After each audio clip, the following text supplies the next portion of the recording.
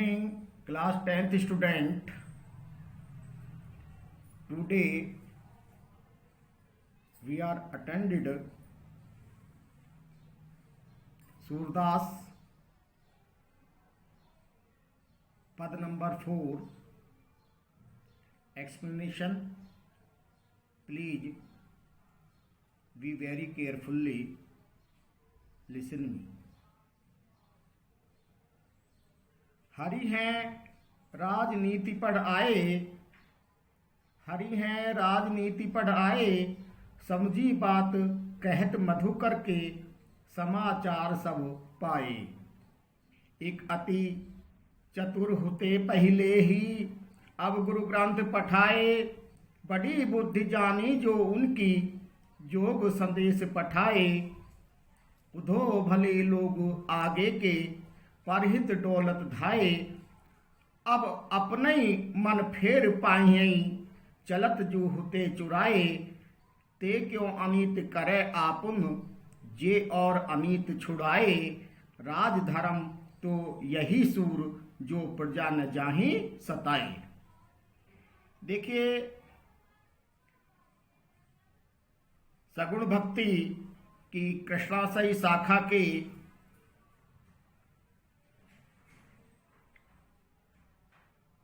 महत्वपूर्ण कवि सूरदास जी ने गोपियों के माध्यम से उद्धव जी के थ्रू गोपियों को राजधर्म की शिक्षा दी है, कृष्ण को उलाहना दिया है,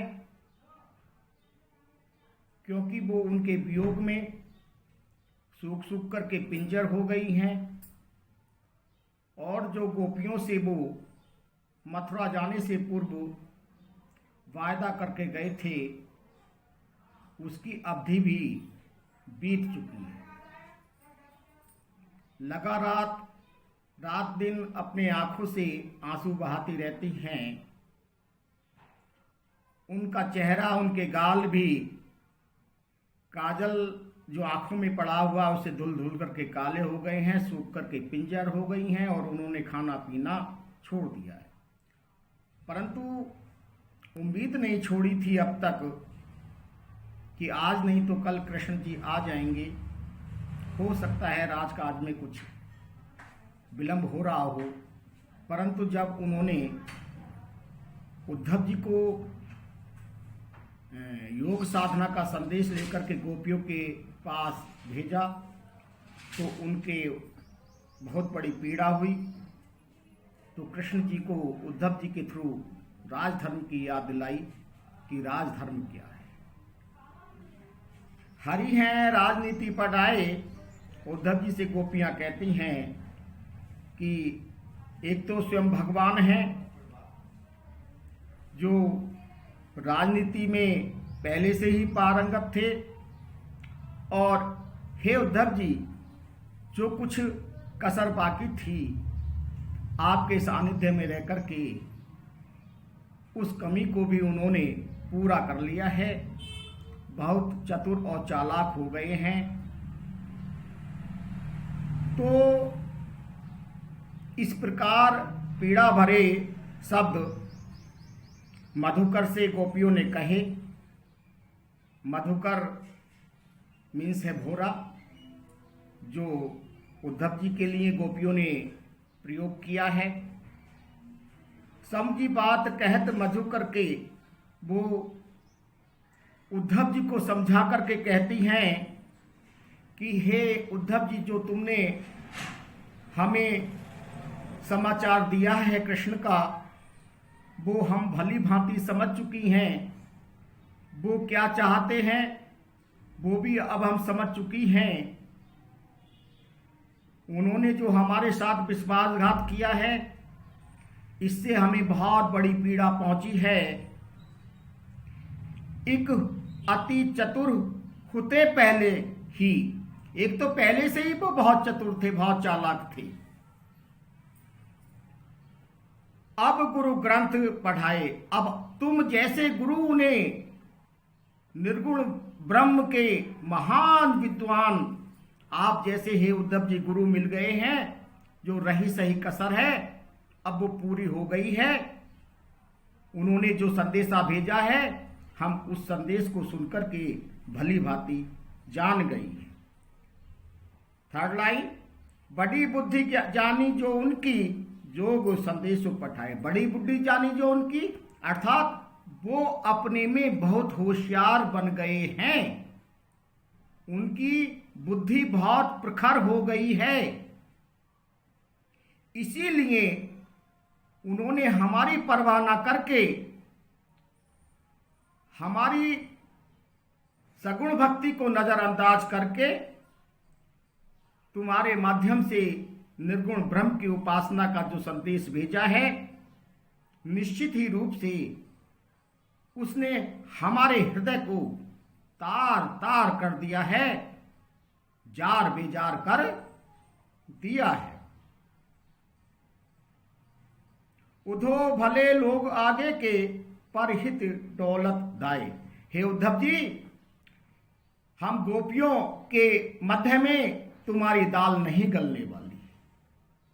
इस निर्गुण ब्रह्म उपासना का संदेश इस गोकुल में कोई मानने वाला नहीं है, इसलिए हम एक आसान रास्ता तुम्हें सुझाते हैं कि गोकुल से आगे जो गांव पड़ते हैं, गोकुल क्षेत्र से आगे जो प्रजा रहती है, वहां पर हो सकता है कि आपके इस निर्गुण भक्ति के संदेश को लोग सहर्ष स्वीकार कर लें। इसलिए आप यहां से सीधे आगे के क्षेत्र में चले जाइए और आप जिस उद्देश्य से आए हैं, हो सकता है कि वो आपकी बहकावे में आकर के, आपकी भोली भाली बातों में आकर के, आपकी चिकनी चुपड़ी बातों में आकर के आपको वो तवज्जो दे दे, आपकी बात को मान ले। आगे की पंक्ति, अब अपना ही मन फेर पाइए चलत जो होते चुराए। हाँ, एक शर्त हमारी है, हम तुम्हारे इस निर्गुण भक्ति के संदेश को बिल्कुल सहर्ष एक्सेप्ट कर लेंगे, स्वीकार कर लेंगे, परंतु कृष्ण जो हमारा मन चुरा करके ले गए हैं उस मन को हमें वापस कर दें, क्योंकि हम तो गोकुल में शरीर मात्र से रहती हैं। हमारा मन तो कृष्ण के साथ ही साथ चला गया है। पहले वो मन वापस करें, उसके बाद में हम तुम्हारे निर्गुण ब्रह्म उपासना के इस संदेश को स्वीकार करने के लिए मंथन करेंगी, विचार करेंगी, परंतु उससे पहले नहीं, पहले कृष्ण को, हमारे मन को हमें वापस करना होगा। इससे आगे, ते क्यों अनीत करे आपुन जे और अनीति छुड़ाएं। अब राजधर्म की बात की है गोपियों ने कि वो स्वयं मथुरा के राजा हैं। मथुरा के क्षेत्र में ही हमारा गोकुल ब्रज क्षेत्र भी आता है, इसलिए हम इस नाते उनकी प्रजा हुई। और राजधर्म क्या है, राजा प्रजा का हित कैसे करता है, उन्हें शायद ज्ञान नहीं है, क्योंकि ज्ञान होता तो इस प्रकार की अनीति, इस प्रकार का अनीतिगत मार्ग जो आपके द्वारा उन्हें हमें सुझाने के लिए भेजा है, शायद वो ऐसा ना करते, क्योंकि राजधर्म बेटा बहुत बड़ा धर्म होता है। आप विचार कीजिए, कृष्ण द्वापर में पैदा हुए हैं, भगवान राम त्रेता युग में पैदा हुए हैं। अगर राजधर्म की बात करें तो राजा के बहुत बड़े दायित्व होते हैं, प्रजा के प्रति बहुत बड़े कर्तव्य होते हैं। विचार कीजिए राजधर्म क्या है। गोस्वामी तुलसीदास जी ने भी कहा है, राम राज बैठे त्रिलोका, हर्षित भय गयऊं सब शोका, बयरुन कर काहू सन कोई, राम प्रताप विषमता को खोई। आपस में कोई किसी प्रकार का प्रजा में अगर विरोधाभास है, ईर्षा द्वेष है, तो निश्चित रूप से राजा अपने कर्तव्य से अडिग हुआ है। उसे सही रूप से अपना कर्तव्य निभाना नहीं आता है। सब में हर्ष होना चाहिए, सब लोग अपने अपने दायित्व को निभाने चाहिए, किसी से कोई ईर्ष्या द्वेष ना करे, सबके कार्य आसानी से चलते रहें, ये राजा का दायित्व है। आगे, अल्प मृत्यु नहीं कबनिहु पीरा, सब सुंदर सब बिरुज शरीरा। अगर किसी की अल्प मृत्यु भी होती है भोजन से, किसी महामारी से, तो राजा का दायित्व है कि उस पीड़ा को हरने का भी काम करे, ये राजा का दायित्व है। आज राजा नहीं है तो आज सरकारें हैं। सरकारों का प्रजा के प्रति बहुत बड़ा दायित्व होता है।